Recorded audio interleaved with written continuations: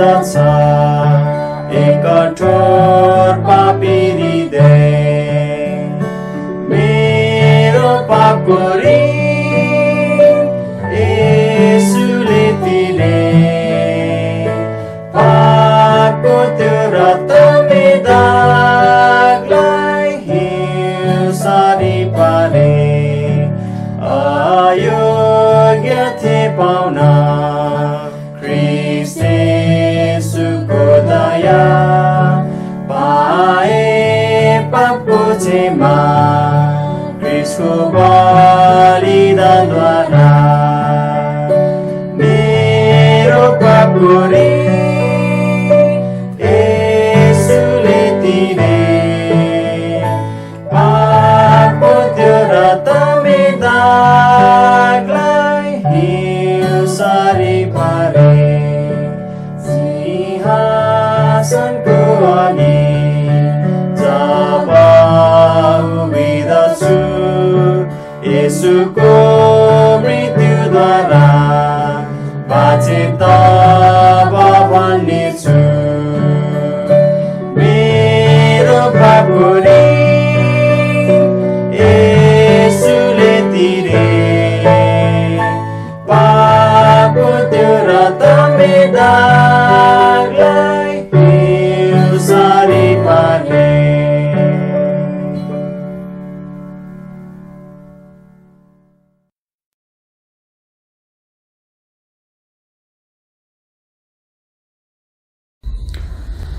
तपाईहरू सबैजनालाई जय मसीह।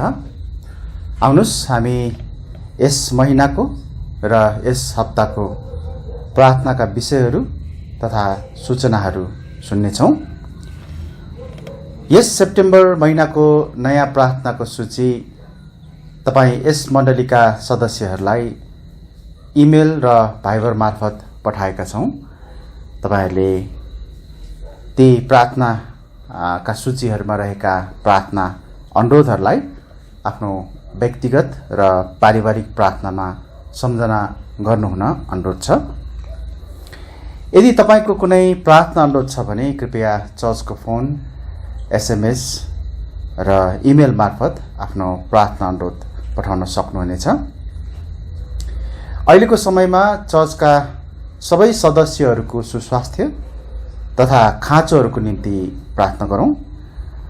कोरोना भाइरसको कारण विश्वभरि देखिएको समस्याहरूको निम्ति प्रार्थना गरौँ र हामी नेपाल देशको निम्ति पनि प्रार्थना गरौँ।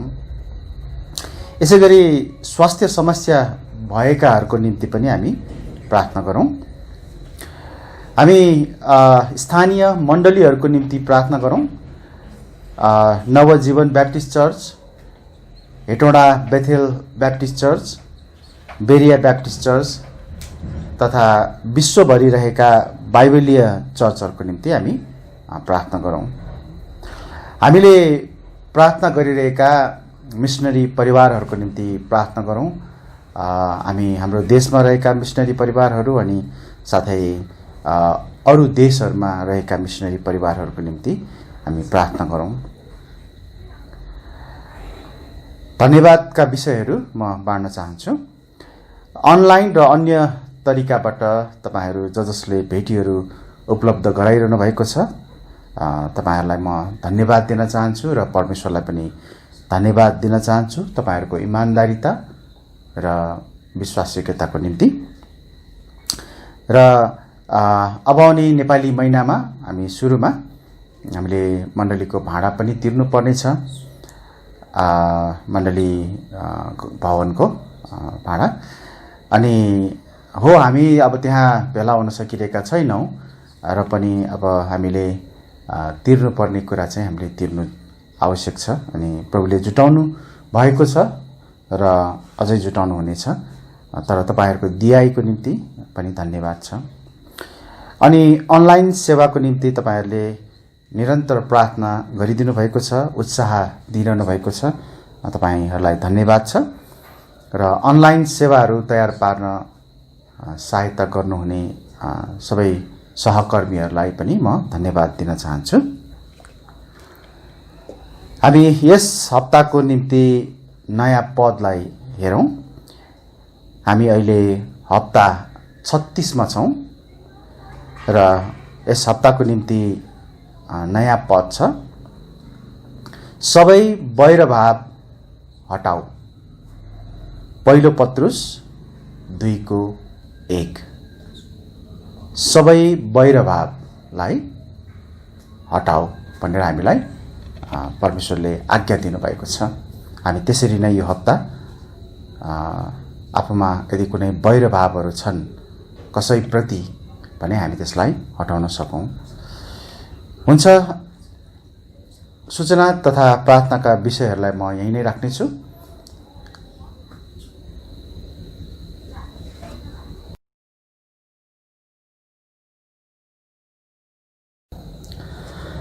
हुन्छ, आउनुहोस् हामी वचनको भागमा अगाडि बढ्नेछौँ। हामीले गएको बुधबारबाट एउटा विषय तपाईको पीडा र कष्ट अथवा हाम्रो पीडा र कष्ट पनि भन्न सक्छौं, हामीले त्यस विषयमा परमेश्वरको वचनबाट सिक्न अगाडि बढिरहेका थियौं। आज हामी दोस्रो भागमा, अर्को भागमा हामी प्रवेश गर्दैछौं। हामी एउटा पद पढ्नेछौं चाबी पदको रूपमा। यो चाहिँ यूहन्ना 16 अध्यायको 33 पद रहेको छ। म पढ्नेछु। यहाँ यस्तो लेखिएको छ, ममा तिमीहरूलाई शान्ति मिलोस् भनेर यी कुराहरू मैले तिमीहरूलाई भनेको हुँ। संसारमा तिमीहरूलाई संकष्ट हुनेछ, तर साहस गर, मैले संसारलाई जितेको छु। आउनुहोस् हामी प्रार्थना गरौँ यस वचनको भागको निम्ति, अनि त्यसपछि हामी अगाडि बढ्नेछौँ। परमेश्वर पिता, धन्यवाद छ प्रभु, तपाईँ प्रभुले यो समय हामीलाई फेरि दिनुभएको छ।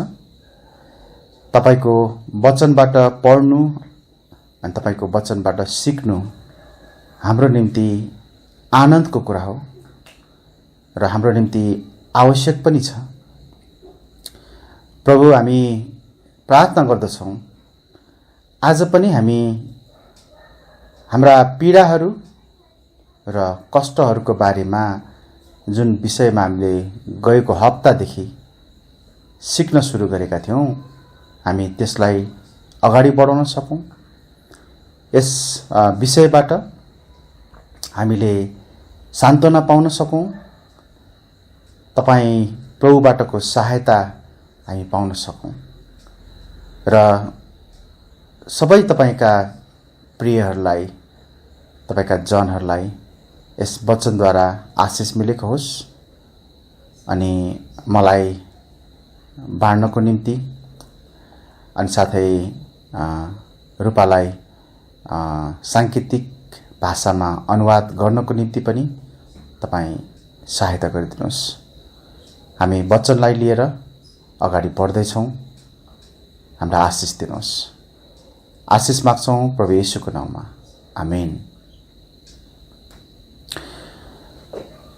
हामीले गत हप्ता हाम्रा पीडा र कष्टहरूको बारेमा परमेश्वरको वचनबाट सिक्न सुरु गरेका थियौं र यो विषयले हाम्रो भावनाहरूको मुख्य भाग, हाम्रो हृदयको केन्द्रमा नै प्रहार गर्ने गर्छ। सबै विश्वासीहरू विभिन्न जाँचहरू अथवा पीडा र कष्ट जस्ता कुराहरूबाट भएर जान्छन्। हामीले गएको हप्ता कष्टबारे केही गलत बुझाइहरूको बारेमा हामीले अलिकति हेरेका थियौं। हामीले हेरेका थियौं कि जब तपाईं क्रिस्चियन बन्नुहुन्छ तब तपाईको समस्याहरूको अन्त हुन्छ भनेर सिकाउने र गलत बुझाइ राख्ने मानिसहरू त्यहाँ छन्। अर्को कुरा, तपाईको कष्टहरू तपाईको व्यक्तिगत पापको परिणाम हो भनेर सिकाउनेहरू पनि त्यहाँ छन्। र हामीले हेरेका थियौँ कतिपटक त्यो सत्य पनि हुन्छ, तर कतिपटक त्यो सत्य होइन। र हामीले अर्को एउटा गलत बुझाइलाई पनि हेरेका थियौँ कि जाँचहरू आउनु चाहिँ नराम्रो हो, खराब हो भन्ने विचारहरू पनि त्यहाँ छ, तर वास्तवमा त्यो पनि होइन। अनि हामीले दोस्रो कुरा हेरेका थियौँ, किन कष्ट परमेश्वरको योजनाको भाग हो अथवा हिस्सा हो। अनि हामीले दुईटा कुरा त्यहाँ हेरेका थियौँ। कष्ट चाहिँ एउटा निश्चितता अथवा पक्का हो, अर्थात् यो आउँछ नै। अनि हामीले त्यहाँ विभिन्न कारणहरू हेरेका थियौँ, जस्तो एउटा कारण चाहिँ स्वयं प्रभु येशूले नै हामीमा कष्ट अनि पीडाहरू आउँछन् भनेर उहाँले भन्नुभएको छ। यसैगरी विश्वासीहरूले सामना गर्ने सबै कष्ट परमेश्वरको सर्वोच्च नियन्त्रण मुनि र उहाँको सर्वोच्च योजनाभित्र पर्दछ भन्ने कुरालाई पनि हामीले हेरेका थियौँ। र हामीले तेस्रो कुरा हेर्न सुरु गरेका थियौँ, जसमा हामीले दुईवटा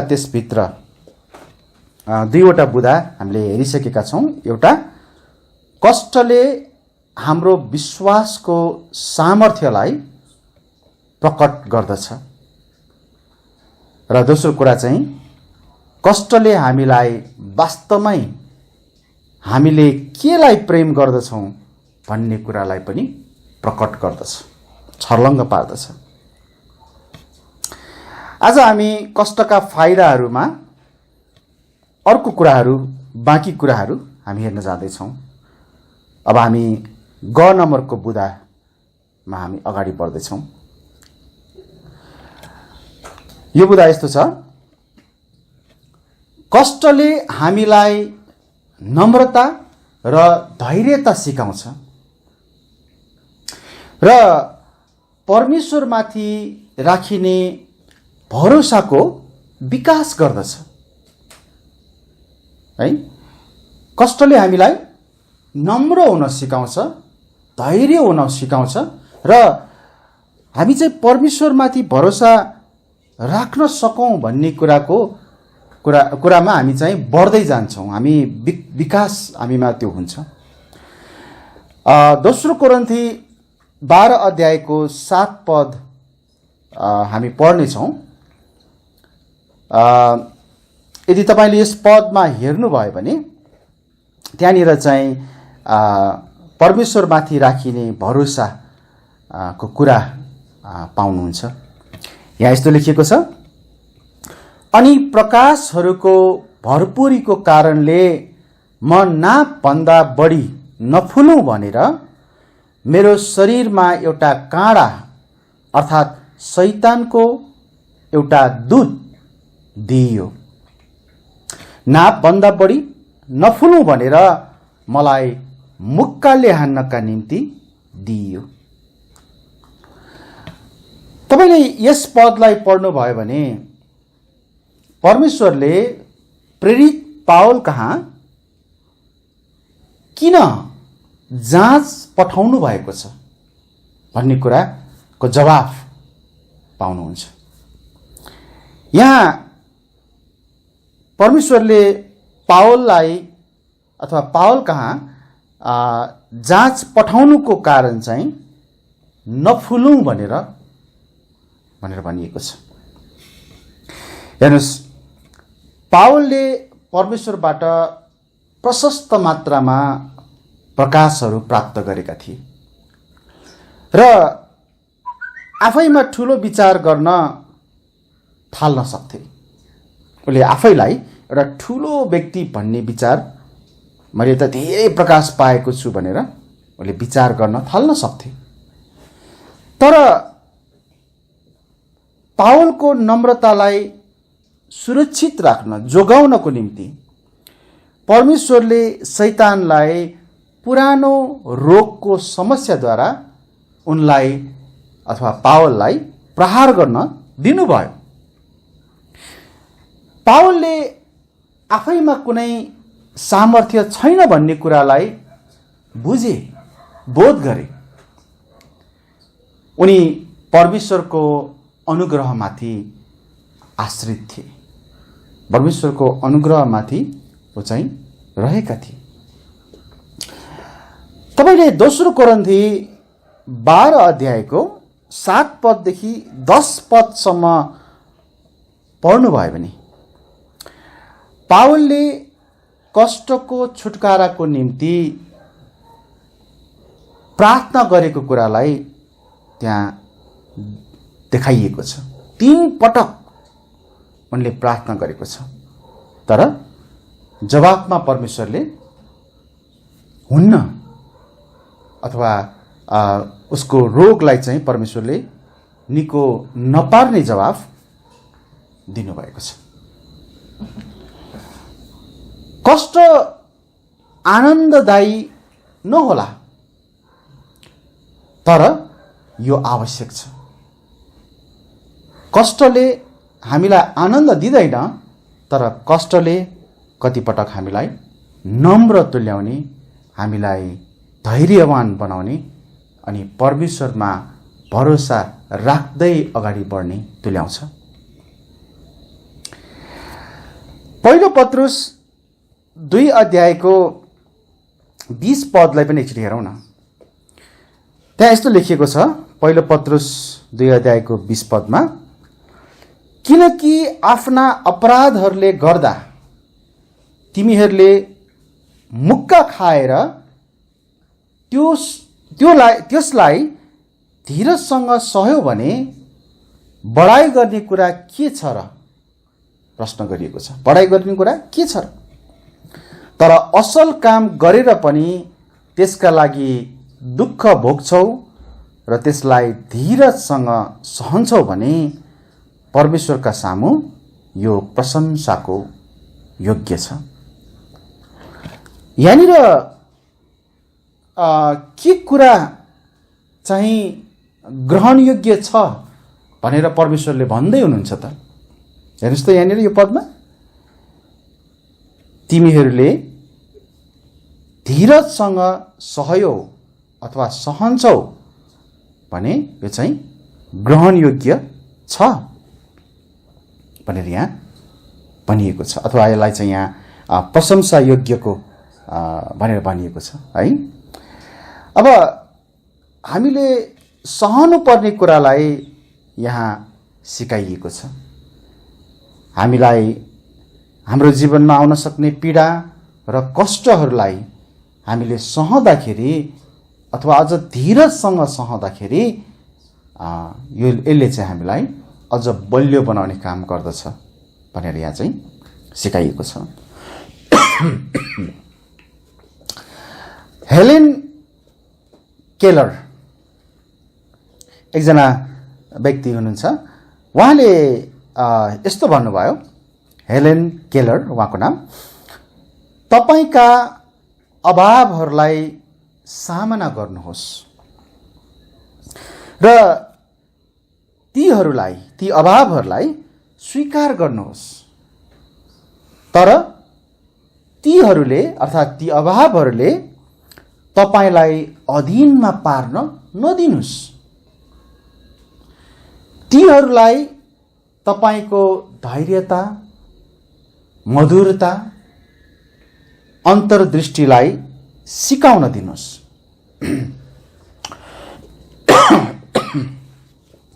यहाँनिर हेलेन केलरले जब हाम्रा अभावहरूको सामना गर्नुस्, हाम्रा अभावहरूलाई स्वीकार्नुस्, यी अभावहरूलाई हाम्रो जीवनमा अधीनमा पार्न नदिनुस् हाम्रो जीवनलाई र यसलाई चाहिँ बरु हाम्रो जीवनमा काम गर्न दिनुस् भनेर भन्दाखेरि हामीलाई लाग्ला यो त गाह्रो छ, यस्तो हामी सामना गर्न सक्दैनौँ। तर तपाईलाई थाहा छ उहाँ हेलेन केलर उहाँ चाहिँ कस्तो व्यक्ति हुनुहुन्छ जसले यो कुरा भन्नुभयो? उहाँ अन्धो, बहिरो र बोल्न नसक्ने उहाँ त्यस्तो व्यक्ति हुनुहुन्थ्यो। यहाँनिर यस्तो एउटा शारीरिक रूपमा कमजोर एउटा व्यक्तिले जो देख्न सक्दैन, जो सुन्न सक्दैन, जो बोल्न सक्दैन, यस्तो व्यक्तिहरूले हामीलाई कष्ट र पीडालाई सहनको निम्ति सिकाइरहनु भएको छ। उहाँले भन्दा हामीले त धेरै वास्तवमा एउटा राम्रो अवस्था अनि एउटा स्वस्थ शरीर हामीले पाएका छौँ, तर उहाँले हामीलाई सिकाइरहनु भएको छ। जाँचहरू र दुःखहरूले हामीमा उत्तम उपयोगिताको निम्ति सहन सक्ने सामर्थ्यको विकास गर्दछ। भन्नुको अर्थ जाँचहरू र दुःखहरूले हामीमा उत्तम कुराहरू, हामी एउटा उपयोगी व्यक्ति, प्रयोगमा आउन सक्ने व्यक्ति हुन सकौँ भनेर, त्यसको निम्ति हामी सहन सक्ने हुन सकौँ भनेर हामीलाई बलियो बनाउने काम गर्दछ। याकुब 1 अध्यायको 2 पददेखि 4 पदसम्म हामी त्यहाँ पढ्न पाउँछौँ। यस विषयमा म पढ्नेछु। त्यहाँ यस्तो लेखिएको छ, मेरा भाइहरू हो, जब तिमीहरू नाना प्रकारका परीक्षाहरूमा पर्दछौ तब यसलाई पूरा आनन्द सम्झ, यो जानेर कि तिमीहरूको विश्वासको जाँचले धीरज उत्पन्न गर्छ। तर धीरजलाई आफ्नो सिद्ध काम गर्न देऊ कि कुनै कुराको खाँचो नपर्ने गरी तिमीहरू सिद्ध र पूर्ण हो। या तपाईले देख्न सक्नुहुन्छ कि हाम्रो जीवनमा जाँच आउँछ, तर त्यसले चाहिँ हामीलाई धीरज उत्पन्न गराउँछ। अनि यो धीरजले हामीलाई सिद्ध तुल्याउँछ। भनेको अर्थ हामी अझ प्रभुमा रहेर, प्रभुको सामुमा गएर हामी अझ बलियो हुँदै अझ हामी यो जीवनलाई बुझ्न सक्छौँ र अझ उहाँको सेवा गर्न सक्छौँ। यहाँनिर हाम्रो विश्वासको जाँचले धीरज उत्पन्न गर्दछ भनी यहाँ सिकाइएको छ। एकजना प्युरिटेन थोमस म्यान्टन उहाँले चाहिँ यस्तो भन्नुभयो, जब सबै कुराहरू शान्त र सहज हुन्छन् हामी विश्वासद्वारा भन्दा विचारद्वारा जिउँछौँ। अर्थात् जब सबै कुरा ठिकठाक छ हामी विश्वासभन्दा बढी चाहिँ विचारबाट जिउन थाल्छौँ। अनि उहाँले अझ यस्तो भन्नुभयो, तर एक सिपाहीको महत्त्व शान्तिका समयहरूमा कहिल्यै थाहा हुँदैन। बुझ्नुभयो? शान्तिको बेलामा, हैन, लडाईँ झगडा केही पनि नभएको बेलामा, युद्ध नभएको बेलामा एउटा सिपाहीको महत्त्व को थाहा हुँदैन। एउटा सिपाहीको महत्त्व कहिले पनि थाहा हुँदैन। एउटा सिपाहीको महत्त्व त्यहाँ युद्धको मैदानमा अथवा युद्धको बेलामा त्यहाँ थाहा हुन्छ। स्वान्सभिल PA भन्ने ठाउँका एकजना व्यक्ति गाउलुसा पेनीप्याकर, उहाँ चाहिँ एउटा सैनिक सैनिकको रूपमा उहाँले चाहिँ सेनामा प्रवेश गर्नुभएछ र सुरुको तालिमको बेलामा उनको बारेमा यस्तो भनिन्थ्यो कि यो व्यक्ति चाहिँ यो पेनी प्याकर यो व्यक्ति चाहिँ खासै लड्न सक्ने व्यक्ति देखिन्न अथवा यो व्यक्ति चाहिँ सबैभन्दा कम लड्ने व्यक्तिको रूपमा देखिन्छ भनेर उनलाई त्यस्तो भनिन्थ्यो। तर युद्धको समयमा एकपटक युद्धको समयमा लड्ने क्रममा अथवा लडाईँ गर्ने क्रममा उनको साहसी कार्यले गर्दा उनको साहसिक कार्यहरूको कारणले उनी चाहिँ ब्रिगेडियर जनरलको पदमा उनी पुगे। यहाँनिर यो उदाहरणबाट के देख्छौँ भन्दाखेरि मानिसको महत्त्व लडाईँको कठोर जाँचमा प्रकट हुन्छ है। हाम्रो क्रिस्चियन जीवन चाहिँ निरन्तर आत्मिक लडाईँ हो भन्ने कुरालाई हामीले बुझ्नुपर्छ।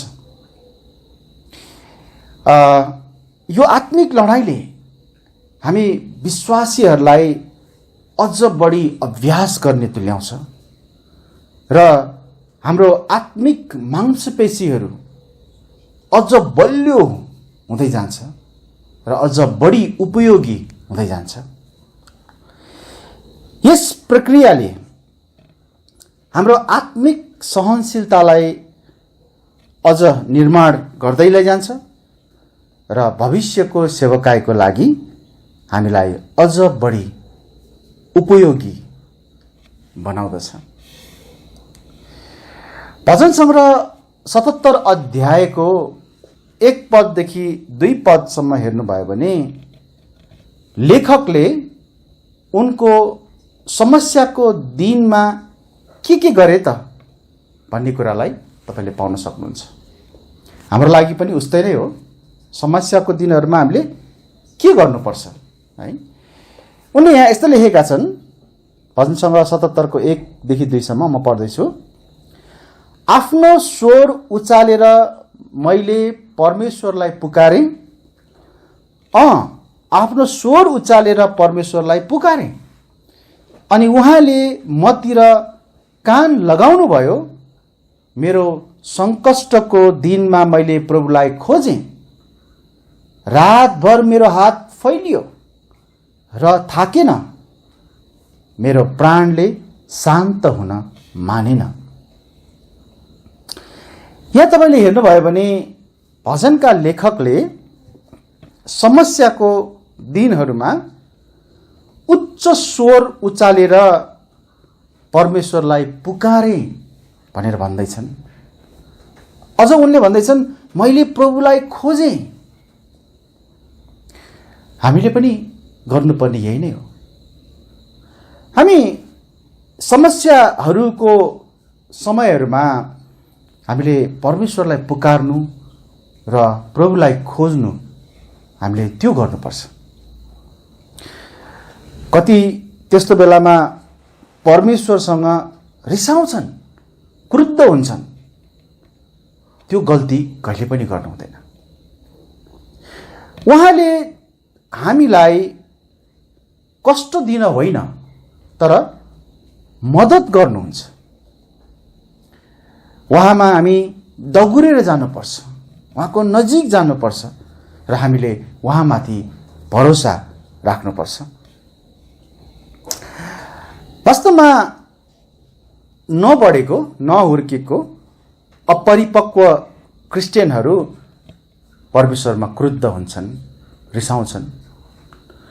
उनीहरू आफू परमेश्वरको इच्छामा मोडिनु भन्दा परमेश्वरलाई चाहिँ उनीहरूको इच्छामा मोड्नुपर्छ भनी सोच्ने गर्छन् है। विचार गर्नुहोस् न एकचोटि। यो हामी मोड्नु पर्ने हो वास्तवमा, परमेश्वरलाई हामीले मोड्ने होइन है। अनि यस्ता व्यक्तिहरू तत्कालका कुराहरूमा है, यो त्यही बेलाको कुरा भनौँ न, त्यस कुरामा केन्द्रित हुन्छन् तर अनन्ततालाई हेर्न चाहिँ विफल हुन्छन्। हामीले अहिलेको कुरा मात्र हेर्ने होइन, हामीले भविष्यको हाम्रो अनन्ततालाई हामीले हेर्नुपर्छ। यसैले हामीले पहिलो कुरा हेर्यौं, कष्टले हामीलाई नम्र हुन, धैर्य हुन र परमेश्वरमाथि भरोसा राख्नलाई सिकाउँदछ। अब अर्को चौथो कुरा हेरौँ, कष्टले हामीलाई अरूहरूको पीडामा उनीहरूलाई मद्दत गर्न सक्षम तुल्याउँछ है। हामीले निश्चय नै कष्ट पाउँछौँ, तर त्यो कष्टले चाहिँ अरूहरूलाई पनि मद्दत गर्न सक्ने त्यस्तो प्रकारको कुरा उत्पन्न गर्छ कि गर्दैन हाम्रो जीवनबाट, त्यो कुरा चाहिँ महत्त्वपूर्ण छ। दोस्रो कोरिन्थी 1:4 हामी त्यहाँ यसरी लेखेको पढ्न पाउँछौँ, परमेश्वरबाट जुन सान्त्वनाद्वारा हामी आफैले शान्ति पाएका छौँ, त्यही सान्त्वनाद्वारा हामीले पनि कुनै पनि विपत्तिमा परेकाहरूलाई सान्त्वना दिन सकौँ भनेर उहाँले हाम्रा सबै सङ्कष्टमा हामीलाई सान्त्वना दिनुहुन्छ। कस्तो राम्रो पद है, परमेश्वरको कस्तो राम्रो वचन। हामीलाई हाम्रो कष्टमा विपत्तिमा परमेश्वरले शान्ति दिनुहुन्छ, अथवा माफ गर्नु, सान्त्वना दिनुहुन्छ। के को लागि? ताकि अरूलाई पनि त्यस्तै पर्दा हामी सान्त्वना दिन सकौँ भनेर। जब हामी सङ्कष्टहरूको सामना गर्छौँ, तब परमेश्वरले हाम्रो निम्ति अथवा हामीलाई सान्त्वना दिनुहुन्छ र हामीले त्यही सान्त्वनाद्वारा अरूलाई पनि उनीहरूको पनि कष्टको समयहरूमा त्यो सान्त्वना बाँड्नुपर्छ, दिनुपर्छ। यहाँ पद 4 अनुसार उहाँले अरूलाई चाहिँ सान्त्वना दिन सकौँ भनेर हामीलाई यो दिनुभएको हो भनेर स्पष्टसँग यहाँ भन्नुभएको छ। हेर्नुहोस्, कष्टले परमेश्वरसँगको हाम्रो सङ्गतिलाई गहिरो बनाउँदछ र आत्मिक रूपले हामीलाई धनवान तुल्याउँदै लैजान्छ। यसले यस्ता प्रकारका जाँचहरू भोग्दै गरेकाहरूलाई फाइदा गर्छ है।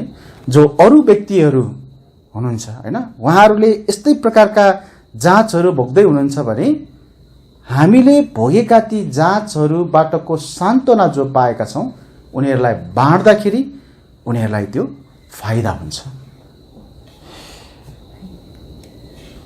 क्रिस्चियन जीवन एउटा अरूप्रति लक्षित अथवा अरूलाई सहायता गर्ने, अरूलाई ध्यान दिने यस्तो प्रकारको एउटा जीवन हो। हामीहरू यहाँ अरूको निम्ति परमेश्वरको योजनाद्वारा यहाँ रहेका छौँ, तर हाम्रो आफ्नै आनन्दमा जिउनको निम्ति मात्र हामी यहाँ रहेका होइनौँ। यदि यो संसारमा हामी आफ्नै निम्ति मात्रै जिउँछौँ भने हामीले कहिले पनि दुःख अनि कष्टको बेलामा हामी परमेश्वरलाई हेर्ने हामी त्यस्तो अभ्यास गर्न सक्दैनौँ, किनकि हामी आफैमा मात्र केन्द्रित भइरहेका हुन्छौँ, हेरिरहेका हुन्छौँ। हामी एउटा स्वार्थीपनाको जीवन जिइरहेका हुन्छौँ। तर हाम्रो जीवनको लक्ष्य भनेको अरूप्रति छ र परमेश्वरले हामीलाई अरूको निम्ति जिउनलाई पनि यस संसारमा राख्नु भएको छ। ख्रीष्टको आफ्नै जाँच र कष्टहरूबाट उहाँ हाम्रा दुर्बलताहरूमा दुखित हुनुभयो भन्ने कुरालाई हामी पढ्न पाउँछौँ। हिब्रू 4 अध्यायको 15 पदमा तपाईले पढ्न सक्नुहुन्छ। ख्रीष्टले जाँच भोग्नुभयो, कष्टहरू भोग्नुभयो, तर उहाँले भोग्नुभएका ती कुराहरू चाहिँ हाम्रा निम्ति थिए, हाम्रा दुर्बलताहरूका निम्ति उहाँले ती सबै कुराहरू भोग्नुभयो। जब हामी आफैले दुःख भोगेका हुन्छौँ, हामीले ती पीडित भएकाहरू, ती अरू दुःख भोगेकाहरूमा अझ बढी सहानुभूति देखाउन सक्छौँ। येशूले पत्रुसलाई शैतानले उसलाई जाँच्नेछ भनी सावधान गर्नुभएको छ। तपाईले लुका 22 अध्यायको 30 पददेखि 32 पदसम्म त्यो पढ्न सक्नुहुन्छ। अनि प्रभु येशूले पत्रुसलाई उनी चाहिँ परीक्षाबाट पार भएपछि त्यहाँ केही गर्नुपर्छ, उनले त्यहाँ केही गर्नु आवश्यक छ भन्ने कुरालाई पनि भन्नुभयो। अनि त्यो कुरा चाहिँ के थियो भन्दाखेरि उनले आफ्नो भाइहरूलाई स्थिर पार्नुपर्ने थियो। पत्रुस जाँचमा परे, प्रभुलाई त्यो पहिल्यै थाहा थियो। अनि प्रभुले पहिल्यै के भन्नुभयो, तिमी त्यो जाँचबाट पार भएपछि, निस्किएपछि तिमीले के गर्नु, आफ्ना भाइहरूलाई अर्थात् प्रभुका अरू चेलाहरूलाई स्थिर पार्नुपर्छ भनेर उहाँले भन्नुभयो।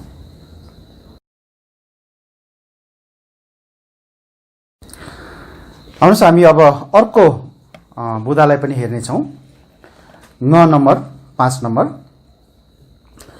कष्टले हामीलाई अनन्ततामाथि र यस जीवनका अमूर्त मान्यताहरूमाथि केन्द्रित गराउँछ।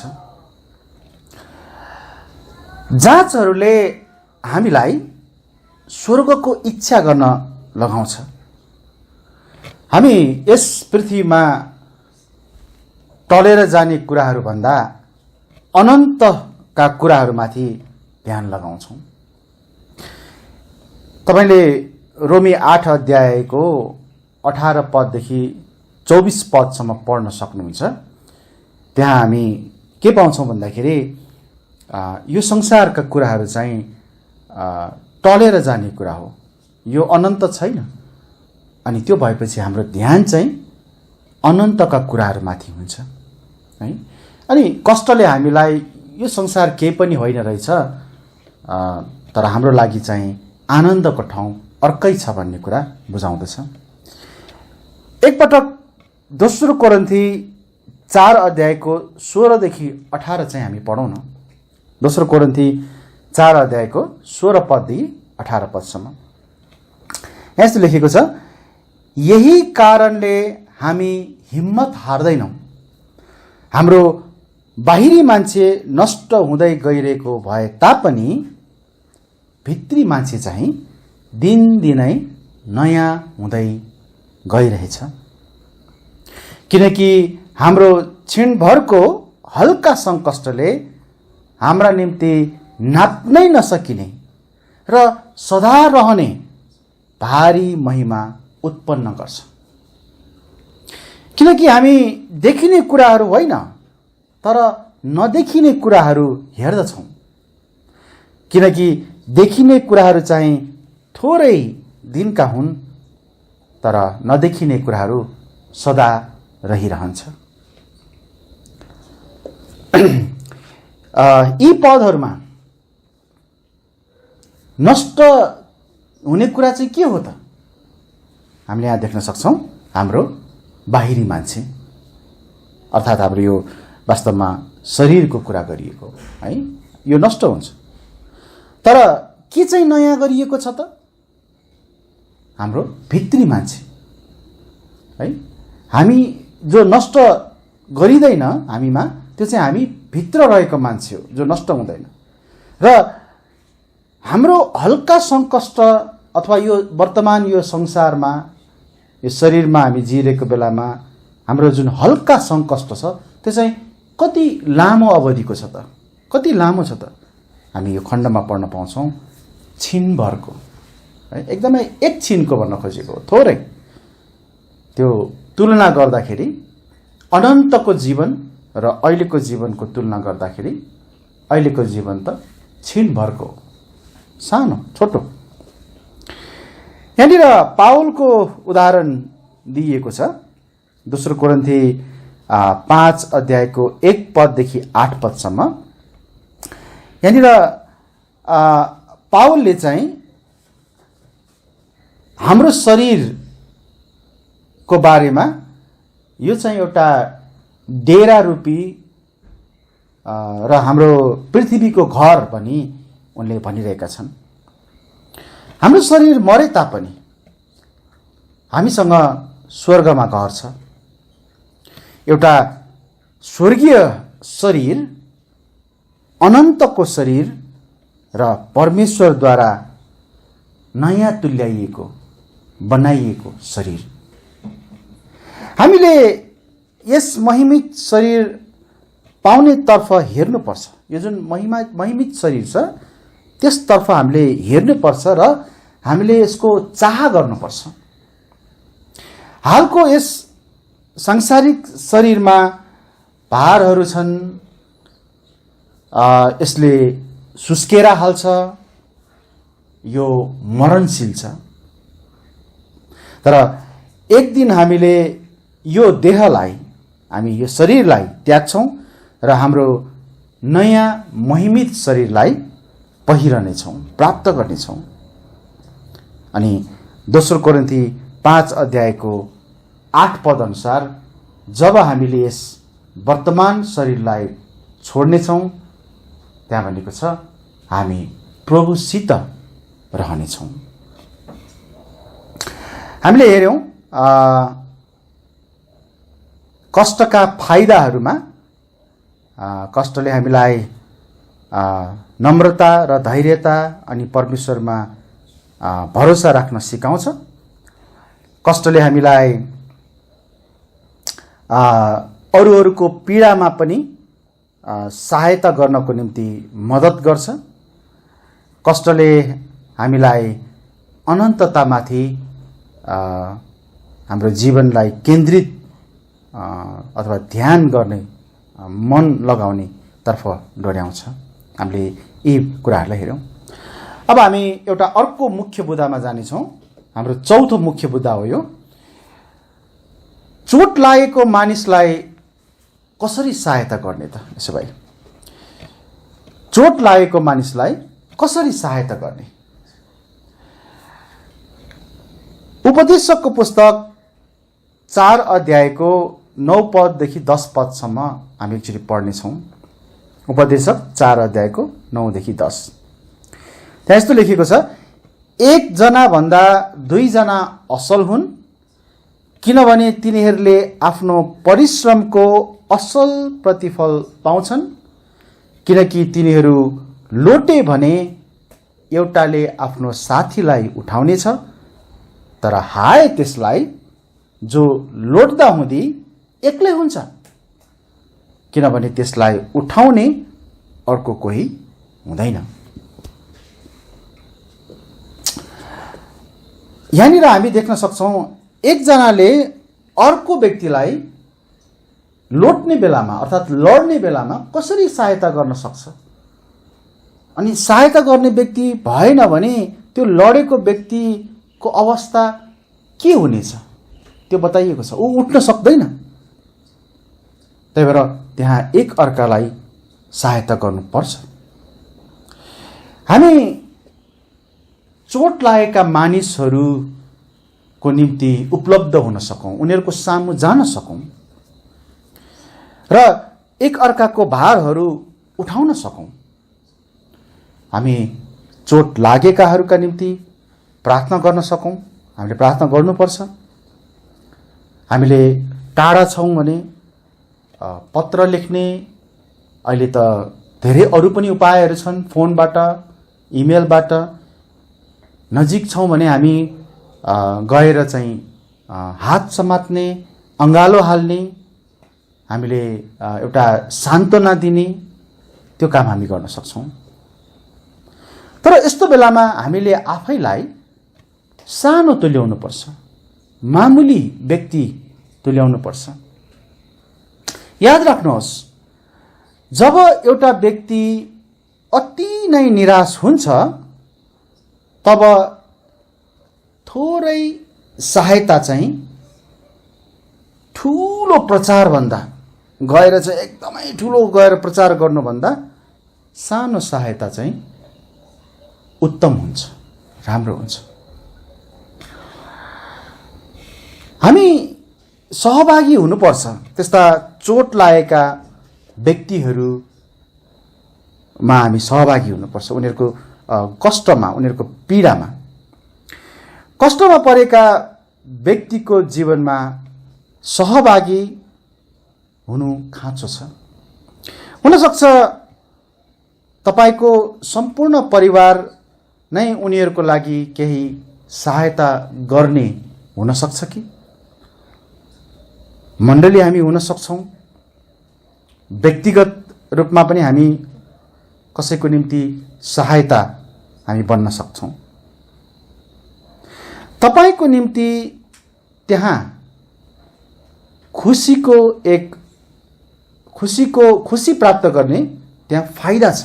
त्यस्तो बेलामा है कुनै व्यक्ति कष्टमा परेको छ, पीडामा परेको छ र तपाई उसलाई सहायता गर्न जानुहुन्छ भने त्यो एउटा खुशीको कुरा हो, त्यो फाइदाको कुरा हो, त्यो असल छ।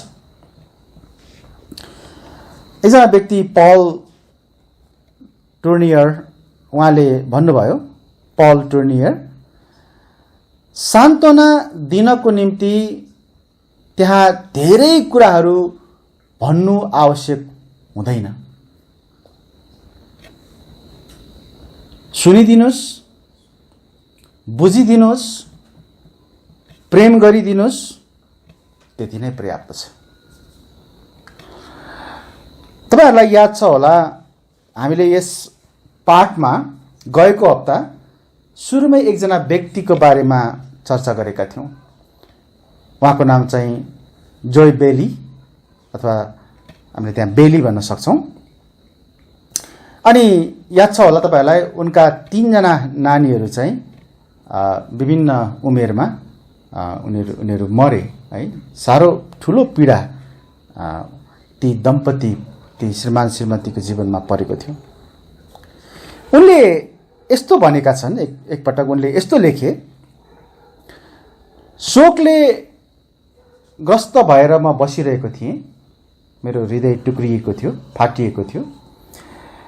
कोही आएर मसँग परमेश्वरले यो किन हुन दिनुहुन्छ भन्ने बारेमा कुरा गर्न थाल्यो। कुनै एउटा व्यक्ति आएर र उनले मृत्युपछिको आशाको बारेमा पनि कुरा गर्यो। तर उनले निरन्तर कुरा गर्यो। उसले मलाई थाहा भएका धेरै सत्यताहरू पनि बतायो। तर मलाई चाहिँ ऊ गइदिएको होस् भन्ने मनमा चाहिँ लागिरहेको थियो र अन्तमा ऊ गयो पनि। तर पछि अर्को व्यक्ति आयो र मेरो छेउमै बस्यो। ऊ 1 घण्टा वा त्योभन्दा अलिकति बढी मेरो छेउमा बस्यो। मैले केही कुरा भन्दा उनले सुन्ने अनि छोटो उत्तरहरू दिने र सरल प्रकारको प्रार्थना उनले गरिदियो र पछि ऊ गयो। मलाई अलिकति त्यहाँनिर उत्साह मिल्यो, मलाई सान्त्वना मिल्यो र ऊ गएको मलाई हेर्न मन लागेन। ऊ चाहिँ अझै मसँग बसिदिएको होस् भन्ने मैले चाहे। यहाँनिर यो उदाहरणले के देखाउन खोजेको भन्दाखेरि, हामी एउटा कष्टमा अनि पीडामा परेको एउटा विश्वासीलाई हामीले प्रभुको वचनबाट हामीले सान्त्वना दिनुपर्छ। हामीले पाएका चाहिँ सान्त्वनाहरूलाई बाँड्नुपर्छ। तर त्यसो भन्दैमा हामीले उसलाई गएर निरन्तर चाहिँ त्यो प्रचार गर्ने शैली हैन, त्यहाँ ठट्टाउने शैली त्यस्तो प्रकारले चाहिँ हामीले गर्नु हुँदैन। हामीले उसको पनि कुरा सुन्नुपर्छ, उसँग समय बिताउनुपर्छ, उसलाई हामीले प्रेम देखाउनुपर्छ, उसँग हामी बसेर प्रार्थना गर्नुपर्छ, यस्ता कुराहरू। तपाईँ पीडित व्यक्तिको निम्ति कस्तो हुनुहुन्छ भन्दा पनि तपाईँ पीडित व्यक्तिको निम्ति तपाईले के भन्नुहुन्छ भन्ने कुरा महत्त्वपूर्ण छ है। एउटा पीडित व्यक्तिलाई एउटा चाहिँ एकदमै बाइबल धेरै जानेको एउटा प्रचारक, एउटा ठुलो व्यक्ति आएर चाहिँ त्यहाँनिर एकदमै त्यो प्रचार गर्ने शैलीमा उसलाई कुरा गर्छ भने त्यो फाइदा नहुन पनि सक्छ।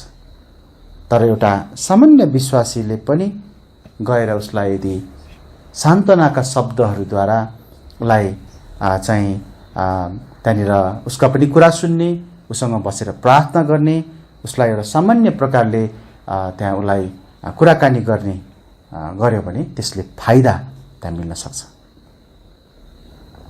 हेर्नुहोस्, तपाईले भन्नुहुने शब्दहरू भन्दा तपाईँ कसरी उसँग बस्नुहुन्छ र सुन्नुहुन्छ र उसको जीवनको हिस्सा बन्नुहुन्छ भन्ने कुरा उसको निम्ति बढी महत्त्वपूर्ण हुन्छ। यसैले हामीले यो बुदालाई चाहिँ थोरै मात्र हेर्ने कोसिस गरेका छौँ, अहिले हेर्न खोजेका छौँ। यो बुदा चाहिँ चोट लागेको मानिसलाई कसरी सहायता गर्ने भन्ने कुरा। हामी अर्को हप्ता अझै बाँकी कुराहरूलाई हेर्नेछौँ र आज हामीले चाहिँ मुख्य दुईवटा बुदाहरूलाई हेऱ्यौँ। कष्टका फाइदाहरू के छन् र चोट लागेको मानिसलाई कसरी सहायता गर्न सकिन्छ। म निष्कर्षमा आउन चाहन्छु। आज हामीले सिक्यौँ कि हाम्रा कष्ट र पीडाहरूका फाइदाहरू छन्। कष्टले हामीलाई नम्रता र धैर्यता सिकाउँछ र परमेश्वरमाथि भरोसा राख्न सिकाउँदछ। कष्टले हामीलाई अरूहरूको पीडामा उनीहरूलाई मद्दत गर्न सक्ने तुल्याउँछ, सक्षम तुल्याउँछ। कष्टले हामीलाई अनन्ततामाथि र यस जीवनका